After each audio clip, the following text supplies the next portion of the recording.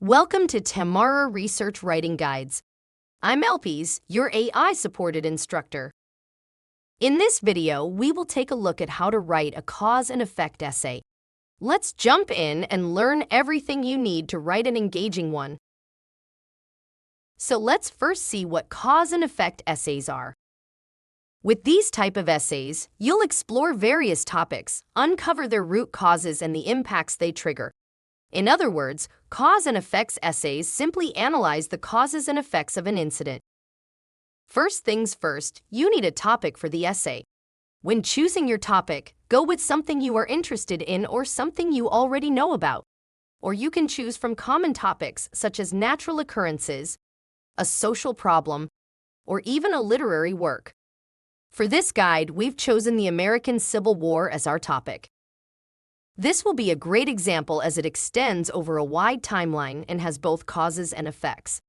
Now we have a topic on hand, so we're ready to move forward with our essay. But before, let's analyze a 5-paragraph cause and effect essay to have practical understanding before moving into the steps. Before moving into next steps, let's quickly have a look at the example essay so we know how it all comes together. As you see, the writer started off with a hook sentence that provides information about how the war started. Then the introduction part continued with some background information. In the last sentence, the writer states the war had serious consequences. This sentence is the thesis statement, which is the central argument of the essay. So let's move on with one of the body paragraphs. The writer takes a great approach here by starting the paragraph with one of the effects of the war. As it continues, the writer goes on and provides some more details about this effect. To wrap it all up, the writer states one of the consequences of this cause and ends the paragraph. We see that the writer kept the conclusion simple. Just a basic restatement of all the main points stated in the essay, and a following final sentence with a strong comment so that the essay is memorable for the audience. Now that we've seen this comprehensive example, let's see how to write one step by step, starting with defining causes and effects. Once you've settled on your topic, you need to choose whether to focus on the effect or the cause. While making this decision, ask these 2 questions. Why did this happen? And what did this lead to? Let's put this method into action with our sample topic, the American Civil War. Why did this happen? Slavery, the election of Abraham Lincoln, and states' rights versus federal rights. And what did this lead to? The abolishment of slavery, the growth of the northern economy, and shifts in political power. By employing this technique, you can effectively divide your subject matter and find out the core causes and significant effects, setting the stage for a well-structured cause and effect essay. So now let's continue with the thesis statement. The third step of writing a cause and effect essay is creating your thesis statement after doing good research. As you can see on your left, the thesis statement provides your main argument in the essay. During your research towards a thesis statement, look for websites with credible articles such as Google Scholar or academia. If you know people who are seen as an authority in the field, make sure to use their work as a reference in your essay. After your deep research, write your thesis statement to highlight the main point of your essay.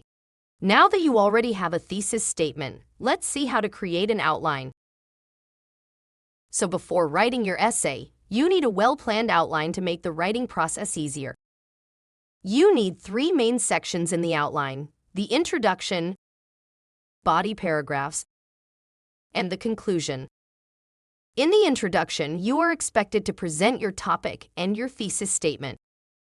As a quick tip, it is always a good idea to start with a hook sentence in the introduction part. In body paragraphs, you will write about the causes and effects of your topic. This is the main section of the essay and your chance to explore the topic in depth. While writing the body paragraphs, make sure to use correct transition words for smooth reading. Lastly, you need a conclusion part in your outline. This is where you need to wrap up the essay, restate your main points, and give your concluding ideas. Before moving to the next and final step, take a look at the outline example on the left side. This is for our example article about the American Civil War. Feel free to prepare something like this for your own cause and effect essay. After all that preparation, you are finally ready to write your essay. We suggest you start off with a draft version so you can see your mistakes and fix them before it's too late. After you're done with the draft, go take a coffee break and forget about it for a while. This will give you better ideas when you improve and finalize your essay. Ask yourself these 3 questions. Do I present a clear viewpoint? Is it clear from my essay which event caused which? Are my supporting paragraphs informative? Your answers to this question will help you finish the essay and fix the mistakes. Remember, the quality of your essay will depend on your honest evaluation of the draft. And that's it. You have a well-planned, well-executed cause and effect essay with just a few simple steps. That's all for today.